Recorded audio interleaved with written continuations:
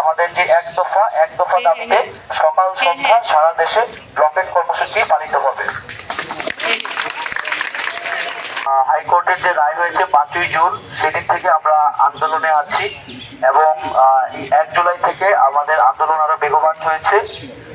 এখানে জিনিস স্পষ্ট করতে চাই যে এই আন্দোলন কিন্তু শিক্ষার্থীরা নিজ উদ্যোগে তৈরি করেনি, বরং হাইকোর্টের রায় এবং সরকারের যে নিশ্চুপ ভূমিকা, সেই নিশ্চুপ ভূমিকার ফলে কিন্তু এই আন্দোলনের প্রেক্ষাপট তৈরি হয়েছে। তো আমাদের আন্দোলনের ফলে সাধারণ মানুষের ভোগান্তির কথা অনেকেই বলছেন। আমরা এই ভোগান্তির প্রতি সংবেদনশীল, আমরাও চাই না যে সাধারণ মানুষের কোনো ভোগান্তি হোক, আমাদেরও কোনো ভোগান্তি হোক, কিন্তু এই ভোগান্তির জন্য সরকারকে দাঁড় নিতে হবে। কারণ আমরা এতদিন ধরে রাজপথে আছি, তারপরেও সরকার বা নির্বাহী বিভাগের পক্ষ থেকে আমাদের সাথে কোনো ধরনের আলোচনা বা আশ্বাস এখন পর্যন্ত আমরা পাইনি।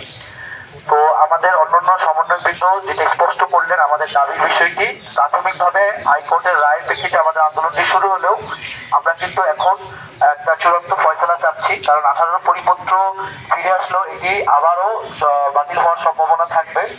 ফলত আমরা এমন একটা সমাধান চাচ্ছি যাতে করে ওটা নিয়ে আর কখনোই কোনো ধরনের সংকট বাংলাদেশে তৈরি না হয়। সেজন্য আমরা সংসদে আইন পাশের মাধ্যমেই অনগ্রসর জনগোষ্ঠীকে বিবেচনায় রেখে কোটার সমস্যা বা কোটার বৈষম্য নিরসন করার কথা বলছি। আর আদালতের যে বিষয়টি, মহামান্য আদালতের প্রতি আমাদের পূর্ণ শ্রদ্ধা এবং আস্থা রয়েছে। আদালতে যেহেতু বিষয়টি গড়িয়েছে, আদালতে আইনি প্রক্রিয়ায় সেটি আইনিভাবে গড়বে, কিন্তু কোটা যেহেতু একটি আন্দোলনের প্রেক্ষিতে এই ডিসিশনটি হয়েছিল এবং আমরা মনে করছি নির্বাহী বিভাগ এবং সরকারের এখানে হস্তক্ষেপের সুযোগ রয়েছে। সরকার চাইলে এক নতুন পরিপত্র জারি করতে পারে। ফলত আমাদের আন্দোলন কিন্তু আর আদালতের প্রেক্ষাপটে নেই, আমাদের আন্দোলনটি এখন মূলত সরকার এবং নির্বাহী বিভাগের প্রতি। তো সেই জায়গা থেকে আমাদের যে বাংলা ব্লকেট কর্মসূচি আমরা ঘোষণা করেছি এবং গত 2 দিন ধরে চলমান ছিল, সেটি অব্যাহত থাকবে। আগামীকাল 10ই জুলাই 2024 আমাদের যে এক দফা দাবিতে সকাল সন্ধ্যা সারা দেশে ব্লকেট কর্মসূচি পালিত হবে।